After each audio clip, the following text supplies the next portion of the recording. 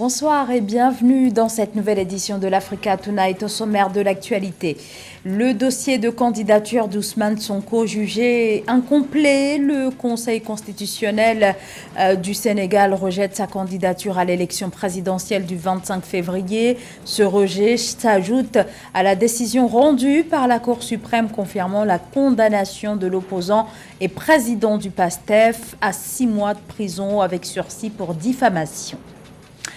La traditionnelle cérémonie de présentation des vœux de Nouvel An au président de la République du Cameroun, Paul Biya, qui a reçu ce 5 janvier les vœux des membres du corps diplomatique et constitué. C'était au palais de l'Unité de Yaoundé. Économie, lutte contre l'insécurité, faire taire les armes. Les priorités pour l'année 2024 ont été présentées. Les difficultés pour assurer l'autosuffisance alimentaire au Burkina Faso, où la production agricole nationale est de façon générale déficitaire. Nous verrons dans ce journal les dernières mesures annoncées par le gouvernement de transition pour y faire face. Alors que les résultats des élections législatives provinciales et municipales partielles qui se sont tenues le 20 décembre 2023 sont toujours attendus en République démocratique du Congo, la commission électorale a annoncé ce samedi avoir procédé à l'annulation du vote pour les députations nationales et provinciales dans 2 circonscriptions en raison d'irrégularités. Le scrutin invalidé concerne les circonscriptions de Massinamba dans le sud-ouest et Yakoma au nord du pays. Il faudra y organiser de nouvelles élections. Autre décision d'annulation des suffrages obtenus par 82 candidats aux législatives provinciales mais aussi aux municipales partielles à cause notamment de fraude. Une trentaine de partis et ou de regroupements politiques sont concernés par cette décision avec une large majorité de candidats issus de l'Union sacrée et la coalition au pouvoir. Des partis de l'opposition ont réagi, estimant que les irrégularités relevées remettent également en question la crédibilité de l'élection présidentielle qui s'est tenue le même jour. La décision est intervenue moins de 24 heures après la confirmation par la Cour suprême du Sénégal de la condamnation du président du PASTEF à 6 mois de prison.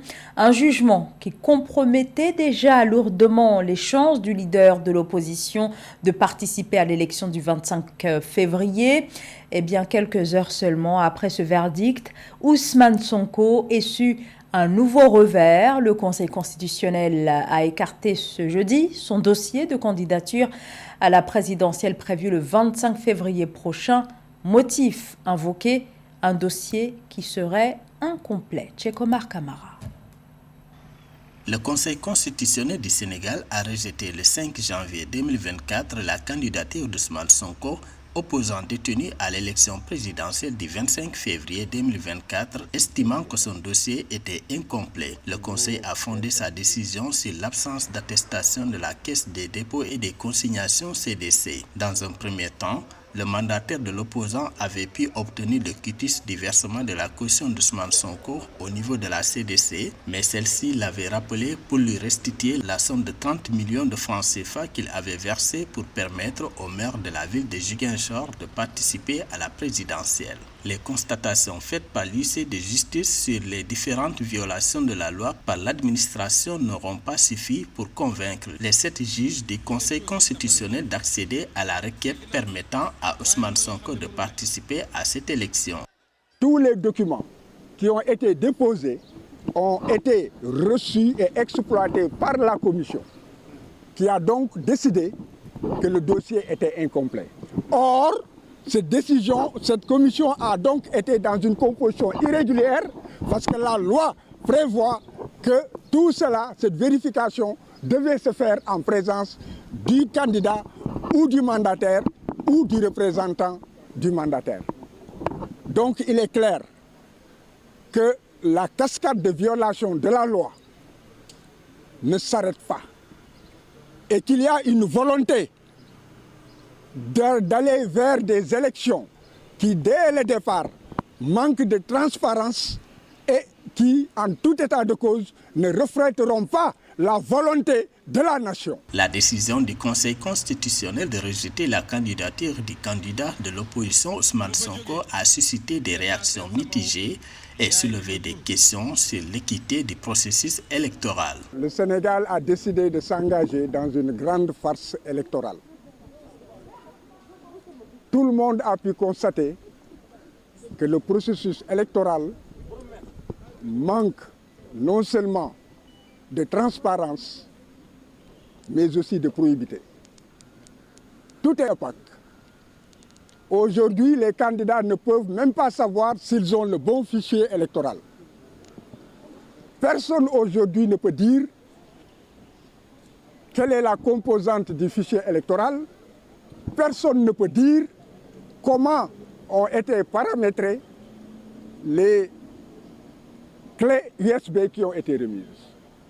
Le 4 janvier 2024, la Cour suprême du Sénégal a confirmé la peine de 6 mois avec sursis prononcée contre l'opposant pour diffamation, une peine largement perçue comme le rendant inéligible pour l'élection présidentielle. Dans une autre affaire, Ousmane Sonko a été reconnu coupable de corruption de jeunesse le 1er juin 2023 et condamné à 2 ans de prison. L'opposant ne s'était pas présenté au procès et a été condamné par contumace. Il est emprisonné depuis fin juillet 2023 sous d'autres chefs d'accusation, dont appel à l'insurrection, et dénonce toutes ces affaires comme des complots visant à le disqualifier de l'élection présidentielle. Le chef de l'armée soudanaise, le général Abdel Fattah al-Burhan, a rejeté ce vendredi toute perspective de réconciliation avec les forces de soutien rapide et dit être engagé à poursuivre la guerre enclenchée il y a 9 mois contre les paramilitaires dirigés par Mohamed Hamdan Daglo, qui lui se dit prêt à un cessez-le-feu immédiat et sans condition via des négociations avec l'armée. Une déclaration du chef des FSR qui enquête de légitimité internationale vient d'achever une tournée en Afrique de l'Est. Sa déclaration indiquant vouloir un cessez-le-feu a été accueillie cette semaine avec scepticisme, tant le groupe paramilitaire multiplie les promesses non tenues depuis le début de la guerre avec l'armée régulière. Guerre débutée le 15 avril 2023. La guerre a déjà fait 12 000 morts selon les ONG. C'est une tradition, la cérémonie de présentation des vœux de Nouvel An au président camerounais Paul Biya. Il a reçu ce 5 janvier au Palais de l'Unité de Yaoundé les vœux de Nouvel An des membres du corps diplomatique et ceux des corps constitués. Entre projections sur l'année en cours et bilan de l'année passée, il a été question des défis de premier ordre avec notamment l'urgence de résoudre les conflits en Afrique. Nathalie Mo. Lors de la cérémonie des vœux du Nouvel An du corps diplomatique et des corps constitués nationaux le 5 janvier 2024, la paix a occupé les principales lignes du discours du président camerounais Paul Biya. Le chef d'État a regretté la multiplication des foyers de conflits à travers le monde. Sur le continent, en particulier dans les régions du nord-ouest et du sud-ouest du Cameroun, au Sahel, autour du lac Tchad, dans la Corne de l'Afrique et dans la région des Grands Lacs, zone en proie à des menaces sécuritaires et terroristes. Le président Paul Biya a noté l'impact des conflits sur le développement. Au Cameroun, la crise anglophone a réduit le PIB du pays de 421 milliards de francs CFA. L'application de ces menaces à la paix et à la sécurité internationale a des conséquences négatives sur le développement de nombreux pays et partant sur le bien-être de leur population. Le président Paul Biya est reconnu pour son engagement en faveur de la paix. À toutes les tribunes mondiales, le dirigeant camerounais milite pour les modes pacifiques de résolution des différends, la promotion du dialogue et les politiques du pardon. Ainsi que je l'ai rappelé en diverses occasions, que la voie du dialogue et de la conciliation prennent le pas sur celle de la confrontation et de l'affrontement. Il est primordial pour la survie même de l'humanité que les armes se taisent et qu'enfin s'élèvent les voix de la sagesse et de la raison. Visionnaire, le président Paul Biya, à la 72e session de l'Assemblée générale des Nations unies en 2017, appelait le monde à s'unir dans une grande coalition en faveur de l'être humain. Le chef de l'État camerounais s'est approprié la citation « Les guerres prenant naissance dans l'esprit des hommes, c'est dans l'esprit des hommes que doivent être érigées les défenses de la paix » contenues dans l'acte constitutif de l'Organisation des Nations Unies pour l'éducation, la science et la culture. C'est par la question de la sécurité alimentaire, alors que des millions de personnes sont confrontées à l'insécurité alimentaire. Face à l'urgence, le gouvernement de transition se dit engagé à apporter des réponses concrètes. Joël Ballot. De grandes réformes dans le secteur de l'industrie, de la culture et de l'agriculture au Burkina Faso. Telle est l'annonce du président de la transition Ibrahim Traoré le 31 décembre 2023. En 2024, il préconise l'atteinte de l'autosuffisance alimentaire grâce aux céréales, base de l'alimentation des populations. En 2023, le Burkina Faso a bénéficié de plus de 5 millions de tonnes de céréales grâce à l'accompagnement des producteurs, l'aménagement de nouvelles surfaces cultivables, la mobilisation des ressources en eau, la mise à disposition d'intrants. En 2024, nous devrons pouvoir approfondir et mettre réellement en œuvre tout ce que nous avons entamé, notamment l'initiative présidentielle pour l'autosuffisance alimentaire et aussi l'offensive agro-pastorale du ministère de l'Agriculture qui a été lancée dernièrement. La campagne sèche est en cours dans toutes ces deux initiatives pour que nous puissions, au cours de l'année 2024, atteindre aux besoins, s'approcher de l'autosuffisance alimentaire. Avec l'appui des populations locales, le gouvernement burkinabé se dit prêt à multiplier les initiatives pour une réappropriation culturelle, d'où l'officialisation des langues nationales et la création du Conseil national des communautés à travers le projet de loi adopté à l'Assemblée législative de transition. Des annonces garantes des valeurs de paix et de solidarité sur l'étendue du territoire national. En posant donc un diagnostic du problème, nous avons compris que la colonisation nous a déracinés. Nous avons perdu notre culture. Notre belle culture qui nous enseigne la paix, la solidarité, l'entraide. Nous avons perdu ces valeurs. Voilà pourquoi nous tenons à ce que la culture occupe une place importante donc, dans notre combat.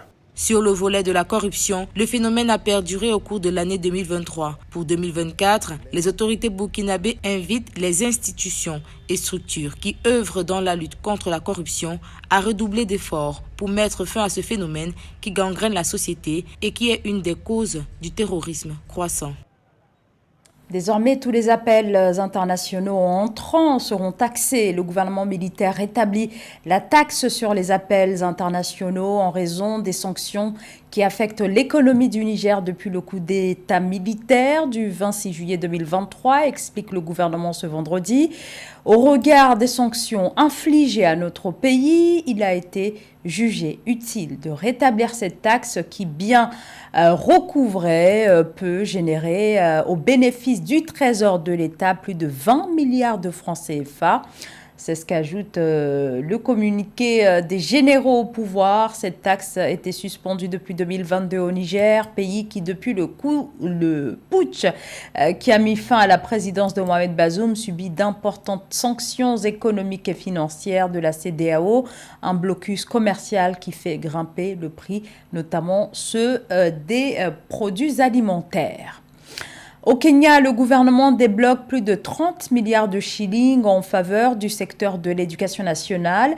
Annonce faite quelques jours avant la rentrée scolaire. Le fonds est dédié entre autres aux établissements relevant du secondaire, un secteur de l'éducation qui a d'énormes besoins en termes d'investissement afin de lutter contre les nombreuses failles qui subsistent au sein du système scolaire public. Nathalie Mo. Le Trésor national du Kenya a débloqué un total de 31,3 milliards de shillings pour les écoles en prélude à la rentrée scolaire officielle prévue le 8 janvier 2023. L'enseignement secondaire gratuit, plus important bénéficiaire de la dotation publique, a reçu 16,20 milliards de shillings. En ce qui concerne le financement de l'enseignement primaire gratuit, la subvention de l'État pour le premier trimestre s'élève à 4,74 milliards de shillings. Le reste du décaissement, soit 7,60 milliards milliards de shillings a été consacré aux écoles secondaires de premier cycle. Nous allons travailler en collaboration avec tous les membres du Parlement pour garantir que la ville de Nairobi, siège du gouvernement et fierté de notre nation, ne laisse aucun enfant de côté en matière d'éducation. Au Kenya, le secteur éducatif reçoit 628,6 milliards de shillings, soit 27,4% du budget 2023-2024. Ces allocations affichent une hausse par rapport à 544,4 milliards de shillings destinés à l'éducation nationale pendant la période 2022-2023. Avec ce budget en hausse, le gouvernement a l'ambition de lutter contre les inégalités à l'école. Nous avons augmenté le budget total de notre secteur éducatif de 127 milliards de shillings supplémentaires cette année. Dans cette enveloppe, 46 milliards serviront à soutenir le nouveau modèle de financement universitaire qui donne une chance égale à chaque enfant du Kenya d'acquérir une éducation universitaire. Alors que le début des classes approche, le leader de l'opposition kenyane Raila Odinga a exprimé des préoccupations. Il s'inquiète de la situation des élèves défavorisés qui n'ont pas encore bénéficié de leur bourse d'études pour l'année scolaire 2024-2025. Selon la nouvelle loi de finances, ces bourses représentent une enveloppe globale de 21,2 milliards de shillings pour chacune des 290 circonscriptions administratives du pays. La 34e édition de la Coupe d'Afrique des Nations se déroulera du 13 janvier au 11 février en Côte d'Ivoire avec 24 sélections engagées et réparties en 6 groupes. Déjà sacré à 5 reprises à la CAN, le Cameroun est en quête d'un 6e trophée. Mais les Lions indomptables vont devoir se démarquer au sein d'un groupe de choc avant d'espérer se rapprocher d'un nouveau titre continental. Marcel Kouassi. Ayant été l'un des derniers pays à se qualifier pour la Coupe d'Afrique des Nations de football 2023, l'équipe nationale du Cameroun espère un 6e titre continental après ses précédentes victoires lors des éditions de 1984, 1988, 2000, 2002 et 2017. Le tirage au sort de la 34e édition de la CAN 2023 a placé les Lions indomptables dans la poule C avec le Sénégal, la Guinée et la Gambie. Il est bon de mentionner que cette équipe camerounaise a été pratiquement la dernière à se qualifier pour la CAN Côte d'Ivoire 2023. Ce pays qui a vu le Cameroun lever haut son premier trophée africain. Donc il y a tout un symbole en venant à Abidjan, en Côte d'Ivoire, pour cette Coupe d'Afrique des Nations. 3e de la précédente CAN 2021 qu'il avait organisée, le Cameroun se présente comme un des grands favoris du groupe C. Reste que de nombreux doutes entourent le groupe de Rigobert Song, contesté par certains supporters depuis plusieurs mois. Les absences de Brian Mbeumo en attaque pour cause de blessures, les démêlés de Vincent Aboubakar en Turquie pourraient constituer des handicaps. On s'amuse à dire ici au Cameroun qu'à part le gardien de but Onana, personne n'a sa place assurée dans cette équipe. Donc c'est une équipe camerounaise qui joue en général en fonction de l'adversaire. Elle hausse son niveau de jeu une fois que l'adversaire semble avoir un cran au-dessus et elle baisse son niveau de jeu en général face à des adversaires réputés faibles. Le Cameroun disputera ses premières journées de la phase finale de la Coupe d'Afrique des Nations face à la Guinée le 15 janvier 2024, le Sénégal le 19 janvier 2024 au stade Charles Konan-Banny de Yamoussoukro et la Gambie le 23 janvier 2024 au stade de Bouaké. Le duel avec le Sénégal champion en titre sera probablement l'un des temps forts de la phase de groupe, une véritable épreuve de force entre deux puissants du football africain. C'était le journal de la rédaction. Merci à vous de nous avoir suivis. Restez avec nous sur Africa 24.